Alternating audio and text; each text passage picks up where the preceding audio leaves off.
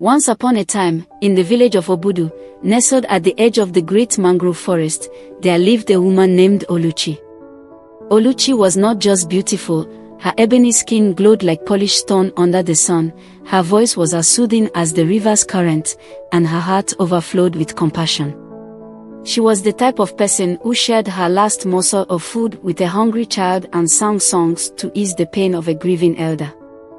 Her name meant God's work, and the villagers often said she was indeed a masterpiece of the gods. Yet, despite all her virtues, Oluchi carried a secret burden: she was barren. For years after marrying her childhood love, Chijioke, the village's finest hunter, Oluchi remained without child. The couple bore the whispers and pitying glances of the villagers. Chijioke, though deeply in love with Oluchi, could not deny the pain of not hearing a child call him a father. One fateful night, Oluchi had a vivid dream. She stood in the heart of the Great Mangrove Forest, surrounded by a soft, golden light. From the shadows emerged an ancient woman with hair like clouds and eyes that sparkled with the wisdom of the ages. "You have been chosen, Oluchi," the old woman said in a voice that echoed like a river running over stones. "Your womb will not bring forth children like other women, but do not despair. What you will bring into the world is far greater than you can imagine. Tomorrow, when the first light touches the earth, you will lay an egg. Guard it with your life." Oluchi awoke, drenched in sweat, her heart racing. She dismissed the dream as nonsense until, the next morning, she felt a strange sensation in her belly. By midday, she found herself hunched over in pain, and when it was over, there it was, a single, smooth egg, shimmering faintly in the sunlight. Terrified yet intrigued, she hid the egg in a woven basket and told no one, not even Chijioke. Days turned into weeks, and Oluchi tended to the egg in secret, keeping it warm and safe. One quiet evening, as she sat by the fire, the egg began to crack. Startled, she watched as the shell fell away to reveal not a bird or reptile, but a tiny, glowing infant. Its skin gleamed like gold, and its eyes sparkled with an otherworldly light. The child reached out to Oluchi with a coo, and in that moment, her heart filled with love and awe. She named him Oluchi, meaning, work of great hands. Oluchi grew faster than any ordinary child, walking and speaking within weeks. But he was no ordinary boy. His touch healed the sick, his voice calmed the angry, and his laughter made crops grow greener. For months, Oluchi kept Oluchi hidden, but her secret could not stay buried for long. One day, a curious neighbor named Adeku followed Oluchi into the forest and saw her with the golden child. Overcome with fear and suspicion, Adeku ran back to the village, crying out that Oluchi was a witch who consorted with forest spirits.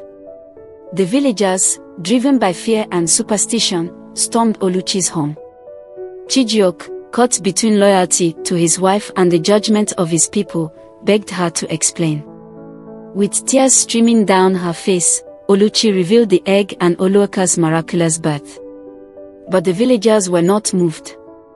They accused her of bringing a curse upon the village and demanded she leave at once. Heartbroken but resolute, Oluchi and Chijioke took Oluchi and fled into the Great Mangrove Forest. The forest was vast and teeming with dangers, from venomous snakes to lurking spirits. Yet, wherever Oluchi walked, the forest seemed to bow to him. Poisonous plants turned to fruit-bearing trees, and wild animals became gentle. Over time, Oluchi laid more eggs, each hatching into a golden child, each with unique gifts. One could summon rain during droughts, another could speak to animals and command their loyalty. Together, they transformed the forest into a paradise. Back in Obudu, things began to go wrong. Crops withered, the river dried up, and strange illnesses plagued the people. The elders, desperate to save the village, consulted a diviner, who revealed the truth. "You cast out the one chosen by the gods," the diviner said. "Her children were meant to be your salvation. Seek her out and beg her forgiveness, or your village will perish." A delegation of villagers, led by Chijioke, ventured into the forest, humbled and contrite. They found Oluchi surrounded by her radiant children, living in a village of light and abundance. "Forgive us, Oluchi," the elders pleaded. "We were blind to your blessing." Moved by their sincerity, Oluchi agreed to return. She and her children brought their gifts back to Obudu, healing the land and its people.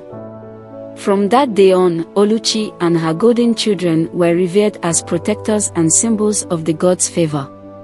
As years passed, Oluchi's story became legend. Her golden children grew into leaders, healers, and warriors who spread prosperity far and wide. The villagers built a grand shrine in her honor, and people from distant lands came to Obudu, drawn by tales of the miraculous woman who laid eggs and brought forth a lineage of divine saviors.